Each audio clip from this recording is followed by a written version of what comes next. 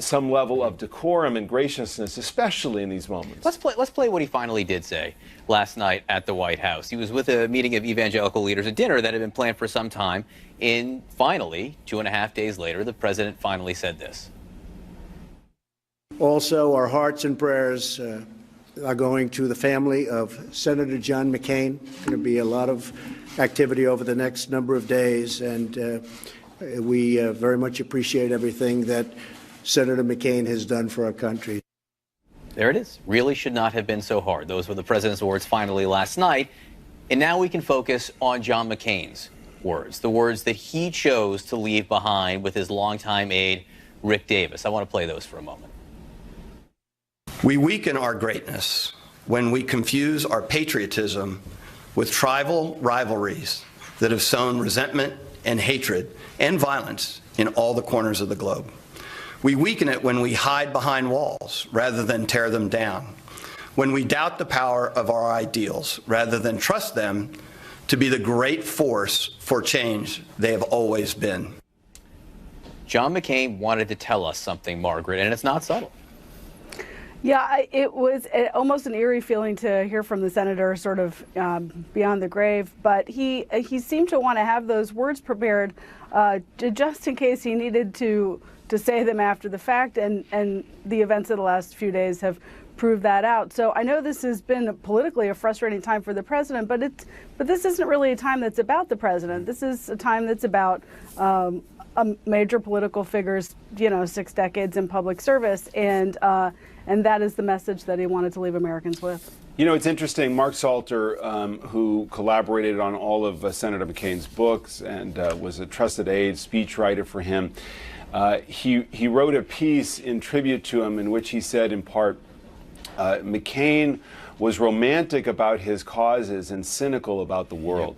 And that is such a poignant line because that really does capture McCain, whose words that you just played, yes, they were a rebuke of Trump, but really they were bigger. They were a rebuke of the populist politics that are coursing the globe in parts of Europe and certainly in Russia. And even here in the rise of Donald Trump and the populism on the left and the right that fueled him. So it makes it striking, and it also is a window into the fact that McCain himself, gave some room to this kind of populism when he elevated Sarah Palin, who became a kind of canary in the coal mine for the populism in the U.S., a decision he regretted to make her his running mate. So he has been on these fault lines of American politics and the conservative movement and the Republican Party for a long time.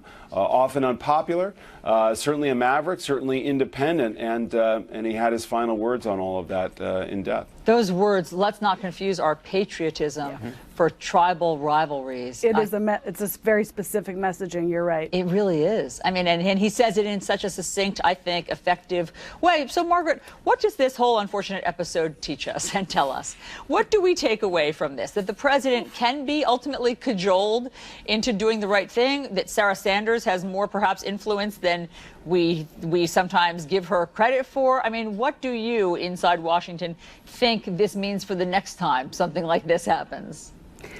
There won't be a next time for Senator John McCain and somebody like that.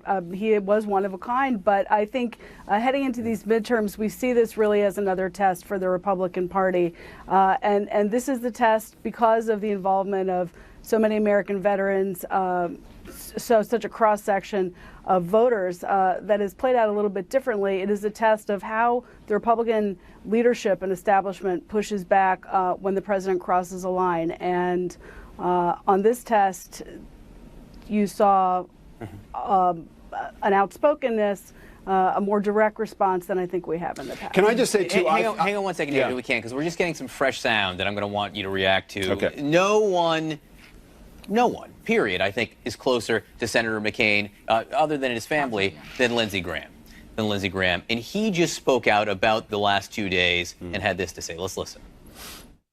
Let's talk about John. It is all over now. The flag is down.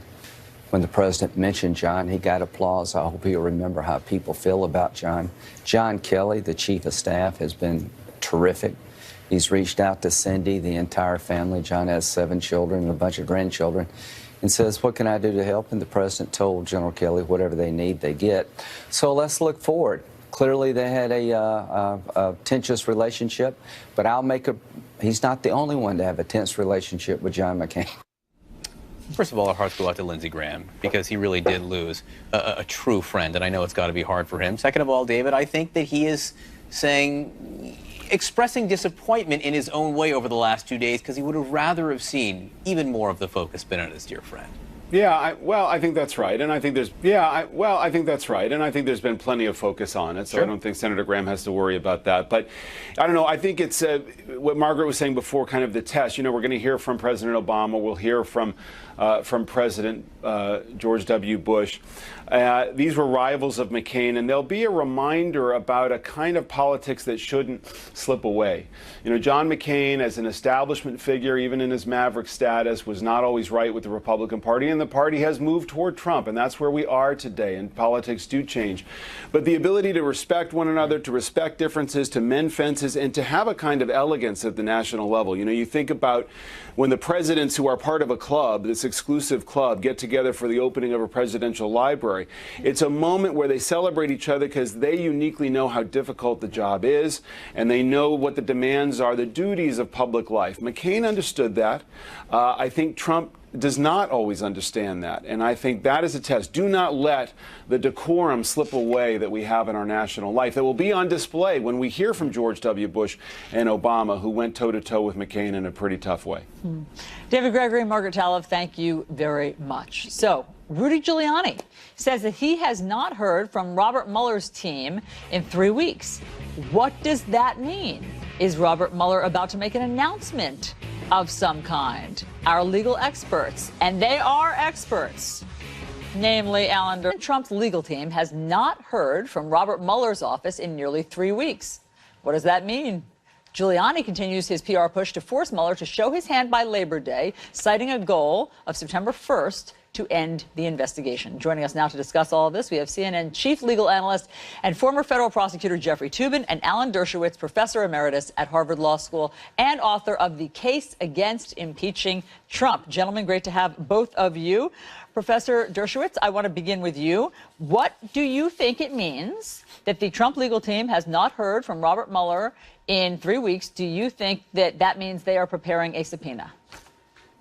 I do. I think they're gearing up for what will be a difficult legal battle. I suspect they've come to the same conclusion I came to several weeks ago, that the tactic of the Trump team, I have no inside information on this, but the tactic of the Trump team is to make the Mueller team an offer they can't accept, so that in the end, there'll be no sit down, and the Trump team can say, look, we made them an offer. It's their fault. They didn't accept it. I suspect that Mueller is on to this tactic and is now looking forward to filing some kind of a legal action compelling the president to appear in front of a grand jury. You can't compel the president to sit down with the special counsel, but you can compel him to come in front of a grand jury. Yep. The president will respond with all kind of legal tactics, and the courts will ultimately decide. Jeffrey, do you agree? I think by and large, I agree with that. I think we are heading towards a subpoena. I don't understand why Mueller is taking such a long time to deal with this. I mean, I think, you know... Because they were negotiating. I mean, according to even Giuliani, there was a back and forth, letters were being sent, that there was still at least the dance that the president was going to possibly sit down. I understand that, but you know, they have been exchanging letters at this very stately pace. You know, if you tell a lawyer to write a letter, they can do it overnight. I mean, the legal arguments here are pretty well known to both sides. I mean, this is not the world's most complicated legal subject. Can the president be subpoenaed? What's the scope of questioning?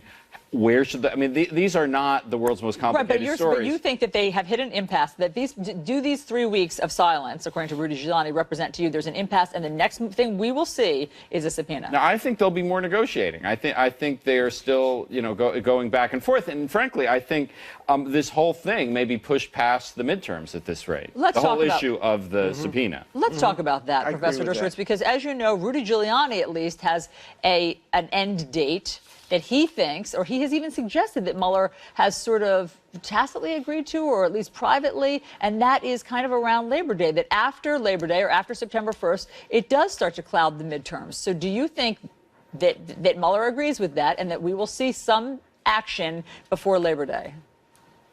I think we could see some action before Labor Day. What I don't think we can any longer see is a full-scale report, which will be very critical of President Trump, issued between now and the election. The Justice Department regulations and traditions, particularly in light of what Comey did during the two